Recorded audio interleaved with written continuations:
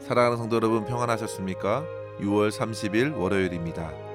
함께 찬송가 208장 찬양하심으로 오늘의 말씀 시작하겠습니다.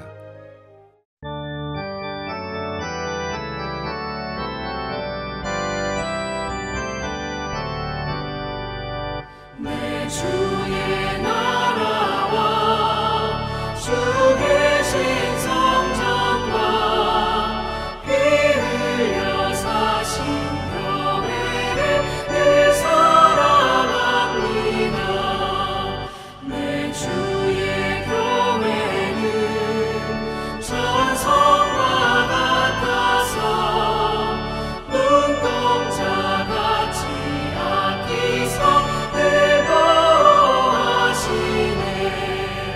이 교회 위하여 눈물과 기도로 내 생명 다하기까지 늘 감사합니다.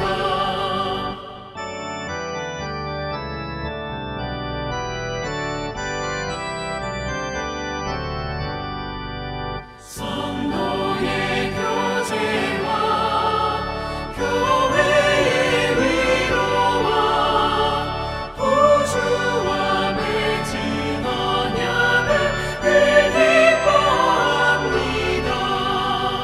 하늘의 영광과 베푸신 은혜가 진리와 함께 영원히 시온에 넘치네.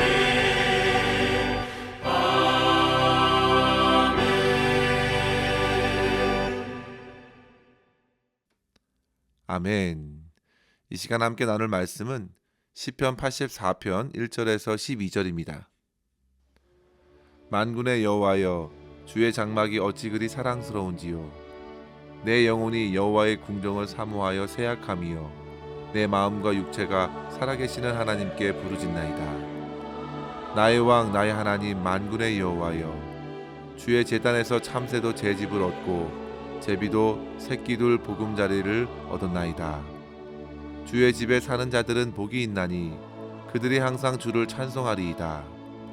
주께 힘을 얻고 그 마음에 시온의 대로가 있는 자는 복이 있나이다. 그들이 눈물 골짜기로 지나갈 때에 그곳에 많은 샘이 있을 것이며 이른 비가 복을 채워 주나이다. 그들은 힘을 얻고 더 얻어 나아가 시온에서 하나님 앞에 각기 나타나리이다. 만군의 하나님 여호와여, 내 기도를 들으소서. 야곱의 하나님이여, 귀를 기울이소서. 우리 방패이신 하나님이여, 주께서 기름 부으신 자의 얼굴을 살펴보옵소서. 주의 궁정에서의 한 날이 다른 곳에서의 첫날보다 나은즉 악인의 장막에 사는 것보다 내 하나님의 성전 문지기로 있는 것이 좋사오니 여호와 하나님은 해요 방패시라. 여호와께서 은혜와 영화를 주시며 정직하게 행하는 자에게 좋은 것을 아끼지 아니할 것임이니이다. 만군의 여호와여, 주께 의지하는 자는 복이 있나이다. 아멘. 오늘 말씀은 고라 자손의 시라고 소개하고 있습니다. 그들은 성전에서 일하는 레위 지파 사람들로서 찬양하는 일과 성전의 문지기직을 맡았던 자손입니다.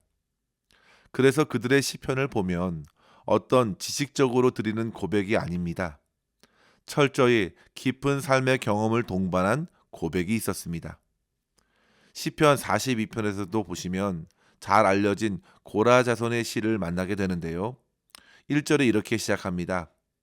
사슴이 시냇물을 찾기에 갈급함같이 내 영혼이 주를 찾기에 갈급하나이다. 오늘 우리가 살펴보는 시편에도 주님을 향한 간절한 갈망이 풍성하게 드러나 있습니다. 만군의 여호와여, 주의 장막이 어찌 그리 사랑스러운지요. 2절에 보시면 내 영혼이 여호와의 궁정을 사모하여 쇠약합니다. 그만큼 시인은 하나님을 향한 갈망으로 그의 영혼이 채워져 있음을 증거합니다. 여호와의 궁정에는 하나님께서 계십니다. 하나님의 충만한 임재 안에 거하면서 하나님과의 풍성한 교제를 누릴 수 있는 곳이 바로 여호와의 궁정입니다. 시인은 그렇게 하나님을 예배하고 찬양하는 것이 이 땅의 다른 그 어떤 것과도 비교할 수 없는 진정한 복이라고 생각했고 그러한 회복을 고대하고 있습니다. 4절에 보시면요. 주의 집에 사는 자들은 복이 있나이다. 그들이 항상 주를 찬송하리이다 고백합니다. 고라 자손들은 이러한 노래를 부르면서 그들은 분명 자기들의 영혼을 깨웠을 것입니다. 단지 우리에게 맡겨졌기 때문에 이 성전에서 찬양을 하고 문지기 역할을 하는 것이 아니라 하나님의 충만한 임재 안에 머물러 주의 보호와 주의 도움을 힘입고 사는 것이 얼마나 소중한가를 진심으로 고백하는 것이죠. 성도 여러분, 저와 여러분이 매주일 함께 모여 주 앞에서 예배할 때에 이와 같은 풍성한 은혜를 주 안에서 누릴 수 있기를 더욱 사모할 수 있기를 바랍니다. 그와 같은 예배의 감격을 누리지 못하고서 어떻게 갑자기 밀려오는 삶의 고통과 어려움 앞에서 주님 앞에 나올 수 있는 영적인 힘을 누릴 수 있겠습니까? 우리가 지금은 하나님의 은혜의 때를 맞아 자유롭게 예배하고 찬양할 수 있지만 언제고 우리는 육체의 장막이 무너질 때를 만나게 됩니다. 갑작스런 재난과 고난의 때를 언제든 겪을 수 있을 것입니다. 그때를 위해서라도 지금 예배 가운데 주의 임재를 사모하며 주님과의 깊은 교제 안에 거할 수 있는 저와 여러분 될 수 있기를 바랍니다. 6절 말씀에 보시면요. 그들이 눈물 골짜기로 지나갈 때라고 했습니다. 히브리어 원어로 보면 에멕하 바카라 했습니다. 눈물의 골짜기, 눈물을 흘릴 만큼 슬픔과 고통이 가득한 시기를 지나는 것입니다. 메마르고 공고한 때가 이스라엘에게도 여지없이 찾아왔습니다. 그들은 나라를 잃었습니다. 북이스라엘은 아수르에게 짓밟혀 무너졌고 남유다는 바벨론에게 처참하게 무너져 포로로 끌려갔으며 이스라엘 땅은 매우 황폐해졌습니다. 그렇게 가장 깊은 골짜기를 만난 경험이 그들에게 있었습니다. 하지만 성도 여러분, 그들에게 임한 고난의 시기는 오히려 그들을 다시금 하나님께로 바로 설 수 있는 기회가 된 것입니다. 물론 고난 속에서 그 영혼이 더더욱 무너져 하나님을 등지는 이들도 분명 많았을 것입니다. 하지만 성도 여러분, 성도들에게는 다릅니다. 성도들에게 주어진 삶의 고난과 역경에는 반드시 선한 열매를 맺고자 하시는 하나님의 뜻이 있다는 사실을 의심치 마시기 바랍니다. 북이스라엘과 유다가 멸망하면서 그들에게는 엄청난 시리와 아픔이 되었지만 그것으로 분명한 하나님의 백성들이 그 시대의 남은 자로 깨어 회개하였고 주님께 전심으로 마음을 돌이키는 기회가 되었기 때문입니다. 또한 이스라엘이 멸망하면서 우리 하나님께서는 단지 그들의 민족에만 계시는 하나님이 아니라 열방을 심판하시고 다스리시는 하나님이심을 분명히 밝혀주셨습니다. 성도 여러분, 저와 여러분에게 주어진 눈물 골짜기에도 마찬가지입니다. 이 기간을 통해서 진정한 믿음의 불씨가 드러납니다. 고난 중에 삶을 더욱 단순하게 만들어줍니다. 이 땅의 많은 것들이 아닌 하나님의 것, 영원한 것을 더더욱 사모하게 됩니다. 비로소 성도들은 눈물 골짜기를 통과하면서 그들에게 주어진 참된 믿음의 결실이 연걸어가는 것을 경험하게 됩니다. 마치 뜨거운 열기에 과실의 단맛이 더욱 진해지는 것처럼 메마른 시간에 더더욱 하나님의 성전을 향한 기대와 소망이 커가는 것을 경험하게 됩니다. 성도 여러분, 지금 여러분들의 고난과 눈물의 골짜기를 통과하는 과정은 어떠십니까? 여러분들은 시온으로 향하는 대로에 서서 주님의 힘을 더욱 의지하여 걷고 있습니까? 아니면 여전히 그 길을 찾고 헤매고 계신가요? 만약 우리가 주님을 향하여 발걸음을 옮길 수만 있다면 그것은 참으로 큰 복이 아니라 할 수 없습니다. 이 땅에서 살면서 참으로 복된 자가 누구인가?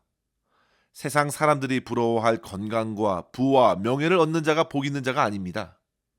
진정한 복을 누리는 사람들은 그 모든 것들이 무너져도 부와 건강과 명예와 세상의 성공들이 모두 무너져도 인생의 참된 의미와 목적 대신 하나님께로 가는 시온의 대로에 서 있는 자가 복된 자입니다. 이미 그들은 복을 받기 시작한 것입니다. 수많은 사람들이 그 길을 모르기 때문에 불행한 것입니다. 무너져가는 세상의 복들을 보면서 어떻게든 그것들을 붙들고 만회하려고 합니다. 다시금 건강을 챙기고 다시금 재산을 모으고 다시금 명예를 회복해야 한다고 애를 씁니다. 마치 소돔과 고모라의 무너지는 것들의 마음을 빼앗겨 뒤돌아보다가 소금 기둥이 된 롯의 처와 같습니다. 몸은 무너지는 성을 피해 빠져나왔지만 여전히 마음은 화려했던 세상을 향했습니다. 결국 세상을 향한 그녀의 마음은 굳어졌고 몸 또한 소금 기둥이 되어버렸습니다. 성도 여러분, 무너지는 세상에 우리의 소망을 두는 것은 참으로 미련한 것입니다. 눈물 골짜기에 이를 때에 더더욱 하나님만을 바라보십시오. 시온의 대로를 허락해 주시기를 부르짖으며 하나님의 도우심을 구해야겠습니다. 이사야서 55장 6절과 7절에 보시면요, 너희는 여호와를 만날 만할 때에 찾으라, 가까이 계실 때에 그를 부르라 했습니다. 악인은 그의 길을, 불의한 자는 그 생각을 버리고 여호와께로 돌아오라, 그리하면 그가 긍휼히 여기시리라. 오늘 본문에서 시인 또한 눈물 골짜기를 지날 때에 기대한 것들이 있었습니다. 땅에는 많은 샘이 있을 것이고 하늘에는 이른 비를 내려주실 것이다. 주님을 향하여 흘리는 성도들의 눈물을 우리 하나님께서 결코 외면치 않으신다는 사실을 시인은 굳게 믿고 바라보았습니다. 그리고 계속 간구하고 있는 것입니다. 7절 말씀에 보시면요, 그들은 힘을 얻고 더 얻어서 나아가 시온에서 하나님 앞에 각기 나타나리이다 했습니다. 사방으로 흩어졌던 주의 백성들이 저마다 자기 인생에서 펼쳐진 눈물 골짜기에서 건져주심을 바라며 힘 주시는 하나님의 은혜를 힘입고 결국 주 앞으로 가까이 나아갈 것을 소망하는 것입니다. 그들은 결국 하나님 앞에서 함께 만나며 회복해 주신 하나님의 은혜에 기뻐하며 예배하는 하나님의 공동체를 이루는 하나님의 백성들이 될 것입니다. 성도 여러분, 저는 이 시편의 말씀을 묵상하면서 스스로 살아보겠다고 아버지의 사랑의 품을 떠나 먼 나라로 갔던 둘째 아들이 생각이 났습니다. 그가 그 먼 나라에서 손에 쥔 모든 것들을 탕진한 후 삶의 가장 밑바닥에 놓여져 있을 때 마치 되지만도 못한 자기의 처지를 깨닫고 스스로 돌이켜 아버지를 생각하면서 드린 독백을 한번 생각해 보십시오. 누가복음 15장 17절에 보시면 내 아버지에게는 양식이 풍족한 품꾼이 얼마나 많은가. 18절에 보면요, 내가 일어나 아버지께 가서 이르기를 내가 하늘과 아버지께 죄를 지었사오니 그저 아버지의 품꾼의 하나로 써주시기를 구하리라. 그렇게 생각하고선 길을 나선 것입니다. 그런데 결과적으로 어떻게 되었습니까? 사랑이 많은 아버지는 그 집을 떠난 아들을 그때까지도 기다리고 계셨습니다. 성도 여러분, 아버지를 향해 아들이 가졌던 기대보다 그 아버지는 훨씬 더 많은 사랑이 있었습니다. 모든 것을 망쳐버린 그에게 아버지는 모든 것을 도로 회복시켜 주셨습니다.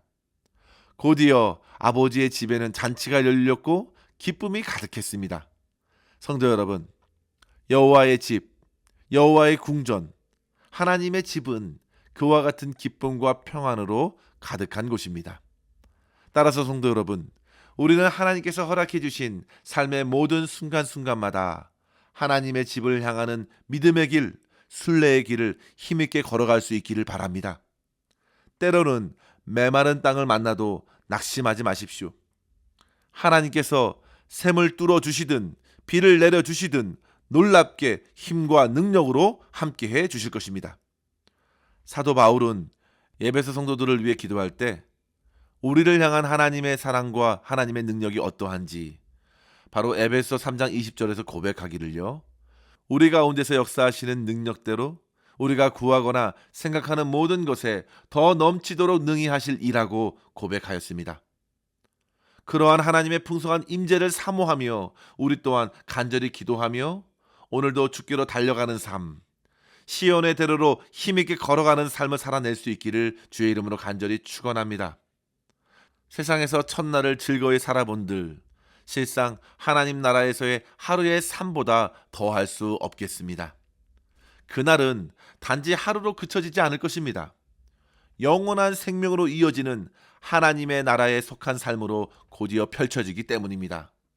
따라서 사랑하는 성도 여러분, 이러한 소망을 저와 여러분 마음에 품고서 오늘도 오직 하나님 한 분만을 의지하며 하늘의 신령한 복을 풍성히 받아 누리는, 그래서 승리하는 저와 여러분의 삶 될 수 있기를 주의 이름으로 간절히 축원합니다.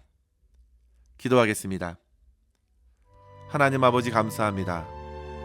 우리의 삶에서 어떠한 상황에 놓여 있든지 하나님을 향하여 온 마음을 열고 주님을 사모하는 마음이 점점 우리 안에 커갈 수 있도록 인도하여 주시옵소서. 삶의 공고한 때를 만나 날마다 눈물로 보내야 할 때에도 낙심하지 말게 하여 주시고, 여전히 우리를 사랑으로 품어주시고 안아주시는 주님을 향하여 일어나 믿음의 길을 힘있게 걸어갈 수 있도록 필요한 힘과 능력을 허락하여 주시옵소서. 오히려 고난의 때에 더더욱 믿음의 열매가 맺어가는 시간이 되게 하여 주시고, 더욱 하나님을 향한 간절한 사랑과 헌신으로 소망 가운데 승리하는 저희 모두가 되게 하여 주시옵소서. 오늘도 우리의 모든 삶을 온전히 주님의 손에 의탁하옵고 감사드리며 우리 구주 예수님의 이름으로 간절히 기도드리옵나이다. 아멘. 사랑하는 성도 여러분, 오늘도 주님과 함께 승리하시기를 바랍니다. 감사합니다.